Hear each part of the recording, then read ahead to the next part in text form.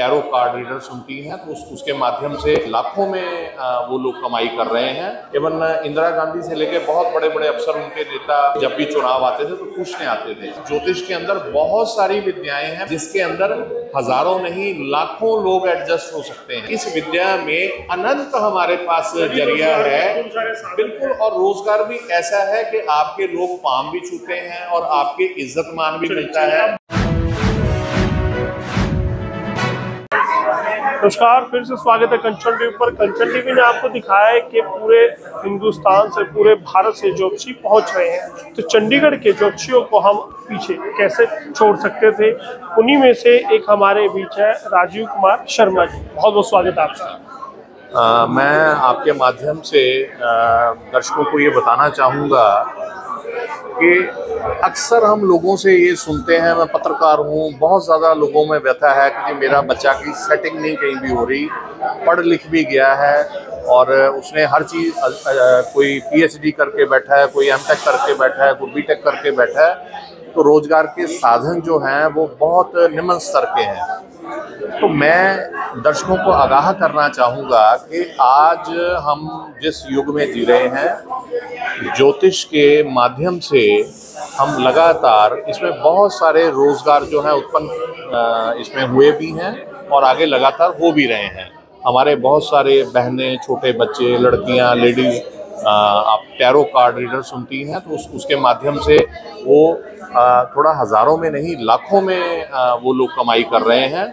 धीरे धीरे जब आप पारंगत होते हैं, 2 साल, 4 साल, 5 साल, एक कहावत है कि जब आपके बाल सफ़ेद होना शुरू होते हैं तो आपको तजुर्बा भी आता है और आप इस फील्ड में लगातार आगे बढ़ जाते हैं। लेकिन शर्मा जी, बड़ा सवाल तो ये है कि जिस तरह से भीड़ बढ़ती जा रही है ज्योतिष में, हर गली मोहल्ले में ज्योतिषाचार्य आपको मिल जाते हैं, ज्योतिष मिल जाते हैं, तो क्या तब भी इतने ही रोजगार इसमें रहेंगे? हो सकता है कि बेरोजगारों की एक जमात इकट्ठी हो जाए। मैं ये बताना चाहूँगा कि ज्योतिष के अंदर जब हम पुरातन काल की बात करें तो सबसे पहले हमारे वैदिक ज्योतिष जो थे वो बहुत ज़्यादा पॉपुलर होते थे। पूरे जो काशी का एक विश्वविद्यालय था जहाँ से लोग 4 साल की डिग्री होती थी और वो लोग करके आते थे। हमारे फूफा जी ने लगभग 40 साल पहले वहाँ से ज्योतिष का विद्या ग्रहण करके आए थे और उन्होंने जालंधर में राज ज्योतिषी की उनको ख्याति थी। इवन इंदिरा गांधी से लेकर बहुत बड़े बड़े अफसर, उनके नेता जब भी चुनाव आते थे तो पूछने आते थे। मैं ये बताना चाहूँगा कि इसके बाद हमारे लाल किताब जो थी वो बहुत पॉपुलर हुई है। पूरे पंजाब की बात करें तो वो इस चीज़ का गढ़ रहा है, लाल किताब। राजीव जी, मेरा सवाल फिर से वही रहने वाला है, भीड़ बढ़ती जा रही है, कैसे क्या आपको नहीं लगता बेरोजगारों की जमात हो जाएगी? मैं उसी चीज़ के ऊपर आ रहा हूँ सर। देखिए, हमारे पास ज्योतिष के अंदर बहुत सारी विद्याएं हैं, मैं उनका जिक्र करने जा रहा हूँ कि जिसके अंदर हजारों नहीं लाखों लोग एडजस्ट हो सकते हैं। हजारों नहीं लाखों। आप देखिए, हमारे भारत की जनसंख्या जो है लगभग वो 150 करोड़ के करीब लगभग होने जा रही है और आप देखिए किसी भी घर में आप जाना चाहेंगे तो वहाँ पे आपको हर कोई ना कोई परेशानी जरूर मिलेगी। राजीव जी, संस्थान डिग्री करे, डिप्लोमा करे, किसी से सीखे, कैसे किया जाए ज्योतिष?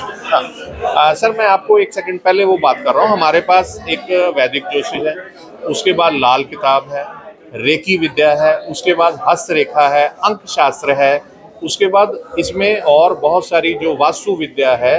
इसके अलावा हमारे पास और बहुत सी विद्याएं हैं इसके अंदर जो आगे लगातार, चाइनीज़ विद्या है, तिब्बत की है, फेंगशुई है। इसमें हमारे पास भरपूर मात्रा में व्यवसाय करने का जरिया हम बना सकते हैं। आप छोटा सा जो हमारे जैसे लेडीज़ हैं घर में बैठ के वो आपका कोई भी जैसे हमारे राजीव जी, बहुत संक्षिप्त में मुझे बता दीजिए क्योंकि वीडियो अगर लंबा होगा तो देख नहीं पाएंगे।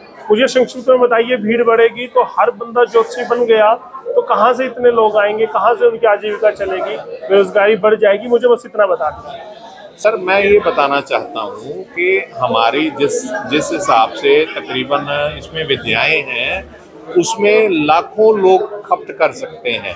चक्कर क्या होता है कि जब भी किसी को प्रॉब्लम होती है वो कई बार एक विद्या पे स्टिक ना होके वो टैरो के पास भी जाता है, वो रेकी के पास भी जाता है, वो घर का वास्तु भी करवाता है। तो मैं ये कहना चाहूंगा कि इस विद्या में अनंत हमारे पास जरिया है, बिल्कुल। और रोजगार भी ऐसा है कि आपके लोग पाम भी छूते हैं और आपके इज्जत मान भी मिलता है। आप डिग्री बता दीजिए, डिग्री करें, डिप्लोमा करें, कहीं से सीख के आए, कैसे करें, किसको सही ज्योतिषी माने?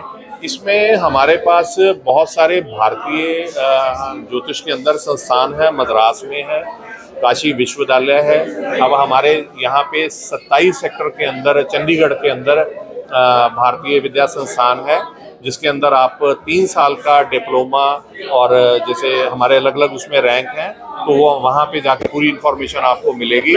और दिल्ली में भी आप देखिए सर, कोई भी विद्या आपने इवन लेडीज के लिए सूटेबल जो है वो टैरो कार्ड रीडर है। तो उसमें क्या है कि हमें घर से कहीं जाना नहीं पड़ता। आपके ऑनलाइन प्लेटफॉर्म के अंदर बहुत सारे ऐसे संस्थान हैं जो हर रोज आपको 5-7 दिन, 10 दिन, 15 दिन, 1.5 महीना, 2 महीने के अंदर आप टैरो कार्ड रीडर बन सकते हैं और वो सबसे और अच्छा खासा पैसा कमा। और बस शर्मा जी, मुझे बस चलते चलते ये बता दीजिए, आप पत्रकार भी हैं, आप ज्योतिषी भी हैं, पहला प्यार कौन सा प्रोफेशन है? पहला प्यार किस प्रोफेशन को करते हैं? देखिए, मैं पहला प्रोफेशन तो मेरा ज्योतिष को है जी। पत्रकारिता मैंने जर्नलिज्म और मास कम्युनिकेशन की थी, तो मेरा वो शौक था अलग अलग लोगों से मिलना। तो उस करके मैंने फिर चैनल ज्वाइन किया, उसमें हम न्यूज़ वगैरह कवर करते हैं। उसके माध्यम से मेरे पास नंबर ऑफ कस्टमर मेरे को मिलते हैं। जब मैं पत्रकारिता करता हूं तो बहुत लोग परेशान मिलते हैं, वो नेता जन भी होते हैं। पत्रकारिता नहीं, पहला प्यार मेरा ज्योतिष है। चलिए बहुत बहुत धन्यवाद कंचन टीवी से बात करने के लिए। धन्यवाद। चलिए, पहला प्यार ज्योतिष बताते हैं, उसके बाद पत्रकारिता बताते हैं। वो दोनों ही विधा में पारंगत है। आपकी क्या राय है नीचे कमेंट करके बताइए। बहुत बहुत धन्यवाद कंचन टीवी के लिए।